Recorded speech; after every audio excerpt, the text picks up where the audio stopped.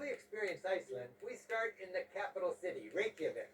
Then we day trip deep into the blustery interior to sample the power of nature on the famed Golden Circle. And then we do the epic road trip, Iceland's 800-mile ring road circling this unforgettable island. Reykjavik, with its landmark church, ruddy urban charm, and determined cultural life, is our springboard.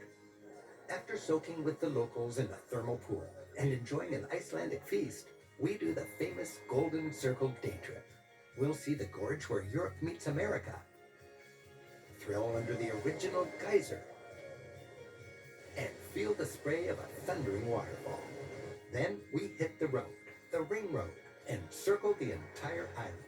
With help from Cameron Hewitt, my friend and fellow guidebook author, we'll do it all, exploring waterfalls, hiking through steaming geothermal fields, cruising lagoons bobbing with icebergs, fording glacial rivers, gathering eggs local style, and wandering evocative black sand beaches.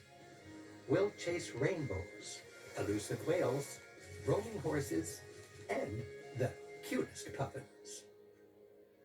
Iceland, about the size of Virginia with just 400,000 people, sits between Greenland and Norway. From Reykjavik, after the Golden Circle day trip, we hit the ring road. We explore the south coast, side-tripping up Thorsmork Valley and sailing to the Westman Islands. After Vik, we see glacial lagoons, the rugged East Fjords, geothermal hot zones around Lake Mývatn, the fishing village of Húsavík in the far north, and Snæfellsnes Peninsula before finishing back where we started. Reykjavik, by far the biggest city in the country, is still small. It's about the size of Berkeley or Fargo. With a hardscrabble heritage and a vibrant culture, today it offers a tourist-friendly mix of old and new. While short on world-class sites, Reykjavik certainly has an urban vitality, with plenty of restaurants and shopping to keep visitors entertained. It's unexpectedly cosmopolitan, with an artistic, bohemian flair. And it's blustery. Iceland can be cold, even in summer. This is a typical day in July. And so is this. If you don't like the weather, just wait a few minutes. Reykjavik's neighborhoods are enlivened by street art. A blank wall will just get tagged with graffiti anyway, so instead, homeowners hire talented street artists to create colorful murals.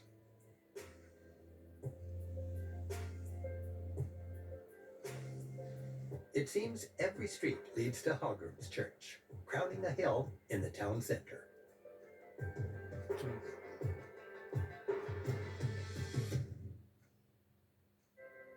Designed by Iceland's state architect in the 1930s, the church represents the national style. Stark and utilitarian, yet beautiful, it evokes the island's volcanic landscape. Church, beautiful church. Stair-stepped gables echo Iceland's basalt cliffs. The interior is Lutheran, serene, and austere. The glass is clear, not stained, and the altar is a simple table. An elevator whisks visitors to the top of the tower for panoramic views over all of Reykjavik.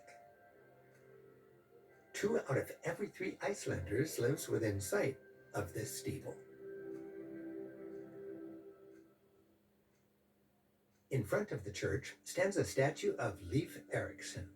Born here in Iceland, this Viking explorer is believed to be the first European to set foot in the Americas, about 5 centuries before Christopher Columbus. The modern sculpture, called the Sea Voyager, is an homage to those Scandinavian adventurers who, beginning in the 9th century, loaded up their ships, set sail into an uncharted ocean, and brought civilization to this uninhabited island. Iceland, so harsh and desolate, steaming with volcanoes, was settled over 1,000 years ago by early Norse farmers. Imagine the original Icelanders, hardy folk, eking out a living on remote farms, living in isolation. They chronicle their lives in the sagas, a blending of historical records, tall tales, and legends.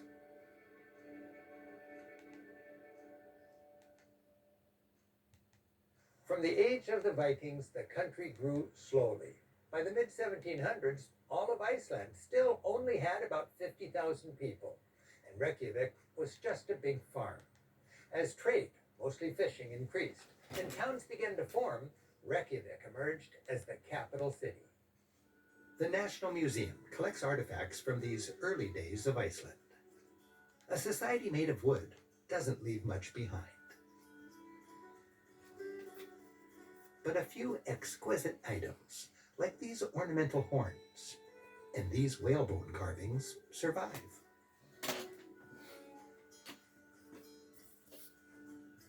Pagan Iceland converted to Christianity in about the year 1000. Until relatively modern times, Icelandic settlers lived in rustic cottages. Existence may have been bleak, but families were tight-knit.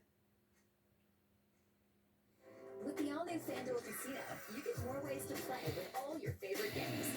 And more ways to...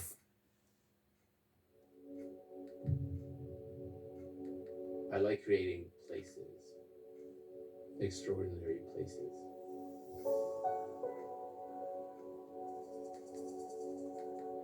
This is a dream for all my life, to have a little place on the water.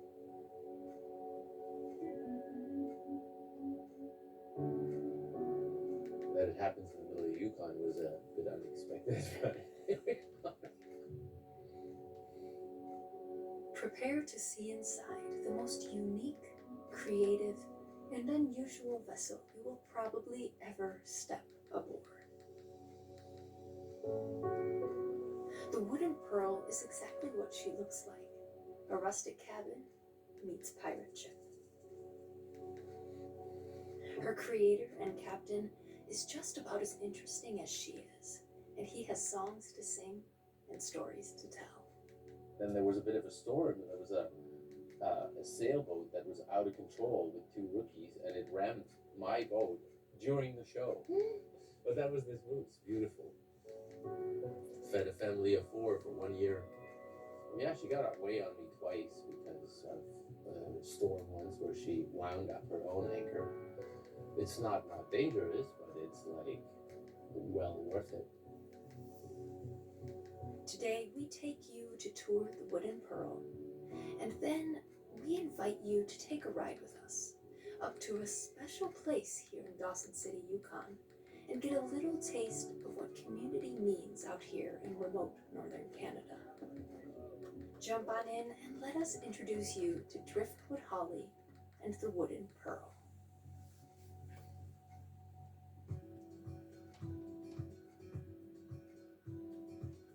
Let's first orient you to where we are and why it's so impressive the places this little boat has gone. We are here in Dawson City, a remote Canadian town tucked up against one of Mother Nature's great wonders. The Yukon River is the third longest river in North America, flowing 2,000 miles across Canada and the US before emptying into the Bering Sea. It is a wide, powerful river that courses through some of the most untouched remote terrain of the North.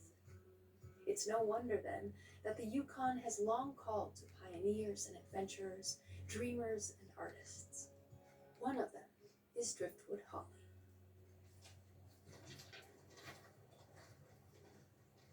We met Holly during our time here in Dawson City. When he told us about the Pearl, we knew we just had to see her. Thing is, she's currently anchored off an island in the middle of the Yukon, so a little ride on the old Laughing Lady is in store.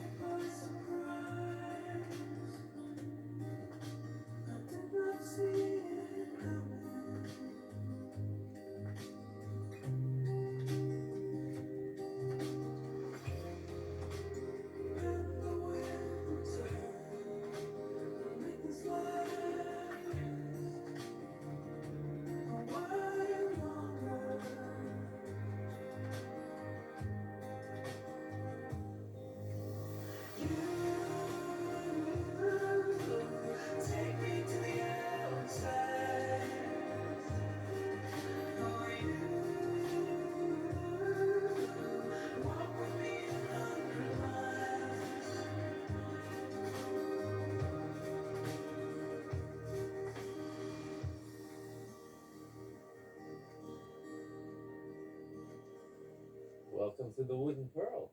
Step on board. Floor barrels eat barrels, maybe more. Oh my More gosh. barrels. Okay, so there's a story. There's gotta be a story. Now, before we go any further, there is something you need to understand about what happened here in this part of the world in the late 1800s. Gold, discovered in a nearby creek, sparks one of the most explosive gold rushes the world has ever seen. In the span of a few short years, 100,000 people descend on the Yukon, and Dawson City bursts into existence, built on a flat patch of swamp right where the Klondike River empties into the Yukon.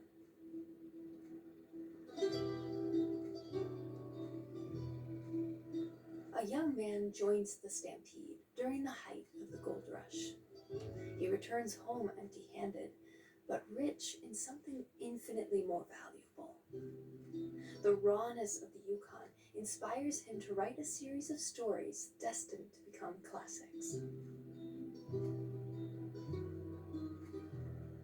Fast forward 86 years, and another young man, this time in East Germany, witnesses the fall of the Berlin Wall.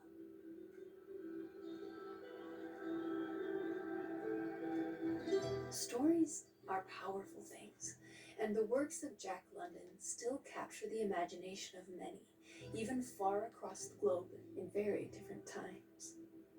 So enduring are stories, they can change the trajectory of a lifetime. I came from a strict German society. We had lost all our culture when the wall fell, and everybody was just running. And I needed to leave that territory. And then I thought there was always this Call of the Wild thing from Jack London in my mind. I don't even know how it entered my life. Maybe my father read that book to me, or we read it in school by Jack London, and there was this Dawson City place, and it seemed so magic, so far out from where I was. And then I got a book, and I saw there was a picture book about a river trip down the Yukon River, and I used to be a competitive ski jumper, and I can move my body, so I thought I can canoe as well, so I can learn to canoe. And I saw that normal people in canoes did this trip from Whitehorse to Dawson, and they all made it, kind of like, oh, maybe I can do this. So it was still pretty big for me to be like my first 2 weeks alone in my life. And back then I was so scared of the place, and I was, had a big spear for the bears and stuff. And then you just have to keep the nerves and get on, and then it's beautiful. It's still frightening, but it's like, and then I came to Dawson, and I stepped out of this canoe. 5 minutes later, I was in the Westminster Hotel in the pit, and I thought I entered the Muppet Show. There was not a normal character in there. It was hell. The band was on fire. Everybody was drunk out of their minds and looked really weird. And I thought, this is great. I stood in there like, I never felt anything like that. So I stayed, and I thought, wow, like, what if I move here? What would happen? Like, can I do this? So then we did it. We just came here and never left.